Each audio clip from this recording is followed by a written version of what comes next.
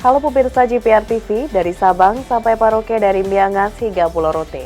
Bertemu lagi bersama saya Mona Azari Disak dalam program Kominfo Newsroom. Halo pemirsa GPR TV, dari Sabang sampai Paroke.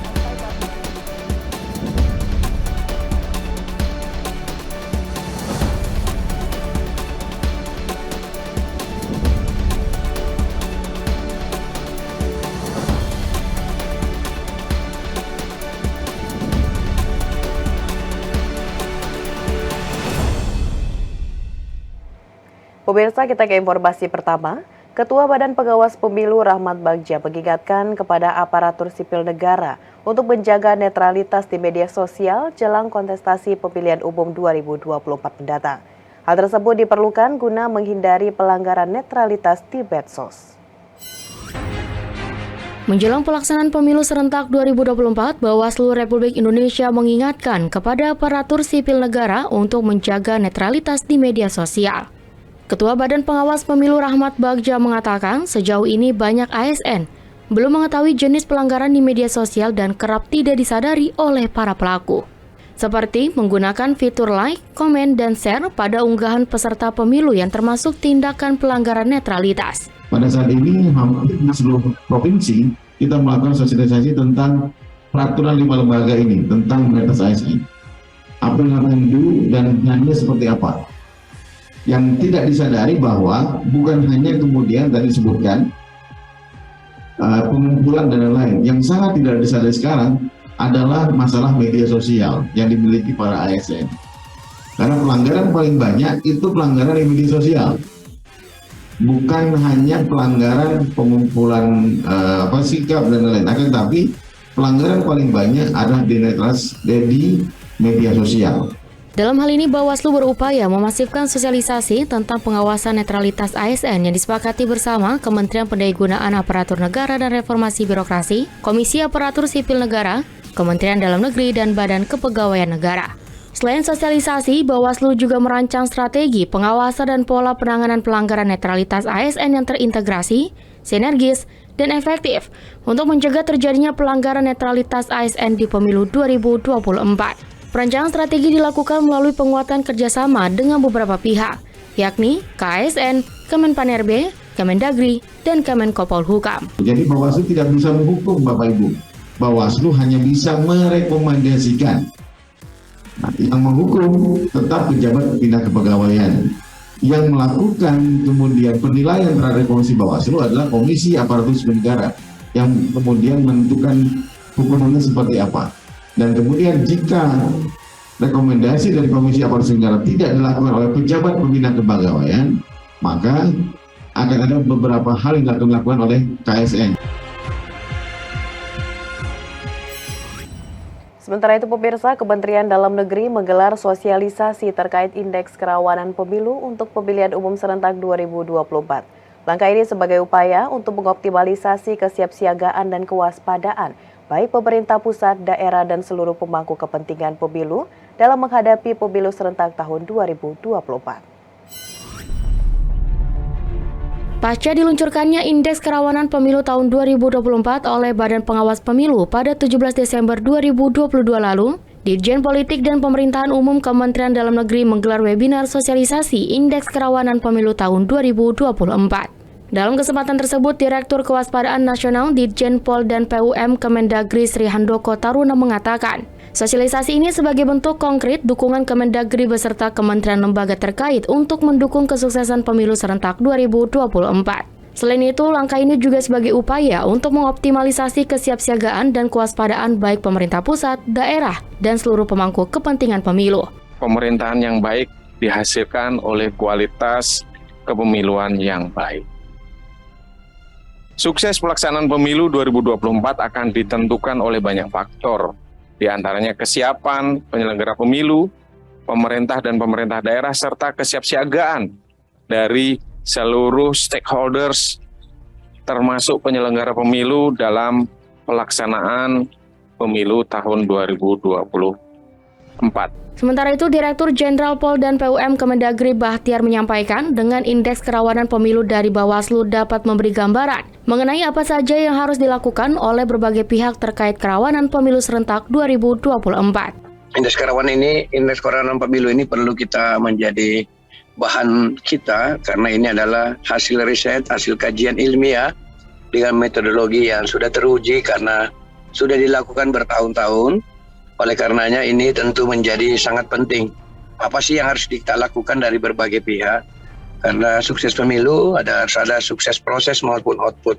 Bahtiar juga menyampaikan ada banyak hal yang mempengaruhi kualitas pemilu termasuk ekosistem. Ketika dalam ekosistem ditemukan adanya kerawanan-kerawanan, maka perlu dilakukan pencegahan. Melalui indeks kerawanan pemilu yang dikeluarkan Bawaslu diharapkan dapat menjadi tugas bersama yang harus dicegah secara terukur melalui langkah-langkah konkret. Kami berkomitmen Kementerian Dalam Negeri khususnya Dirjen Politik dan Pemerintahan Umum akan selalu aktif memberikan dukungan apapun untuk mendukung sukses penyelenggaraan tugas-tugas kepemiluan yang diemban oleh kawan-kawan dari penyelenggara pemilu, baik Bawaslu maupun KPU dan DKPP.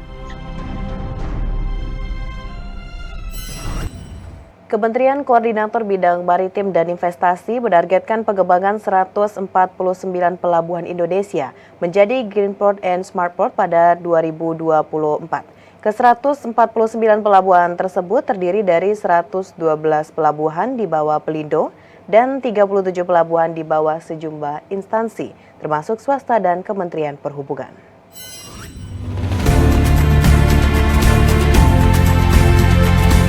Menteri Koordinator Bidang Kemaritiman dan Investasi Luhut Binsar Panjaitan menargetkan 149 pelabuhan di Indonesia akan menjadi pelabuhan berbasis teknologi dan berkelanjutan pada tahun 2024 mendatang. Adapun 149 pelabuhan tersebut meliputi 112 pelabuhan milik Pelindo dan 37 pelabuhan di bawah sejumlah instansi lain termasuk swasta dan Kementerian Perhubungan. Hingga saat ini tercatat sudah ada 14 pelabuhan yang telah tersertifikasi menjadi pelabuhan yang berbasis teknologi dan berkelanjutan.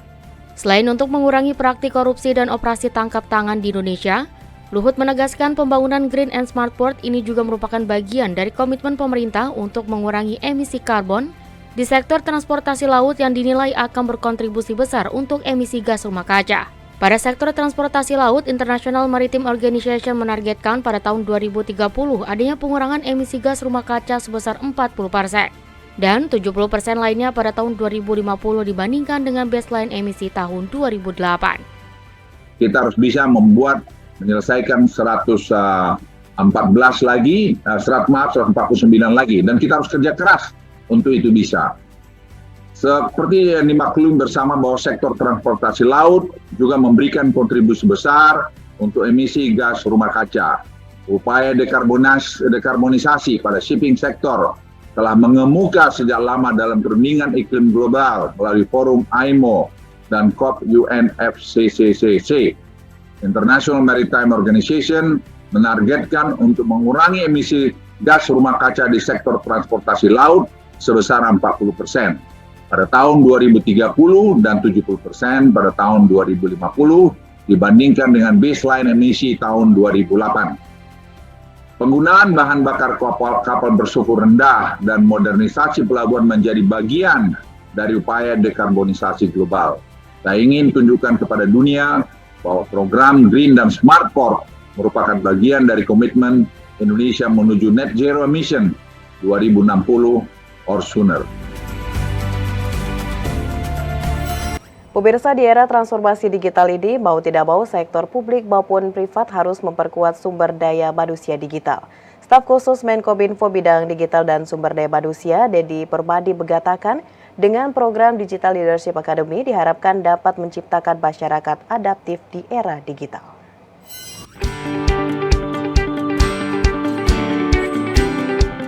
Staf khusus Menteri Komunikasi dan Informatika Bidang Digital dan Sumber Daya Manusia, Dedi Permadi, mengatakan program Digital Leadership Academy 2022 mendorong transformasi digital baik di sektor privat maupun publik. Di era transformasi digital, diperlukan pemimpin-pemimpin baik di sektor privat maupun publik yang cakap digital sehingga dapat adaptif di era perubahan zaman saat ini. hadirnya program Digital Leadership Academy 2022 untuk memfasilitasi hal tersebut. Dalam program DLA tahun ini, Kementerian Komunikasi dan Informatika bekerja sama dengan 8 universitas ternama di dunia. Diharapkan melalui kerjasama dengan perguruan tinggi ternama tersebut, para pemimpin yang mengikuti program dapat memperoleh pengetahuan yang mumpuni tentang transformasi digital dan dapat diterapkan di institusi mereka masing-masing. Lebih lanjut, Teddy menambahkan di tengah situasi global yang serba kompleks dan diiringi oleh perubahan cepat, sangat dibutuhkan para pemimpin yang adaptif untuk bisa memanfaatkan peluang yang ada. Utama yang dibutuhkan oleh pemimpin di era digital. Tidak mungkin menjadi pemimpin di era digital yang berkelanjutan jika dia tidak adaptif.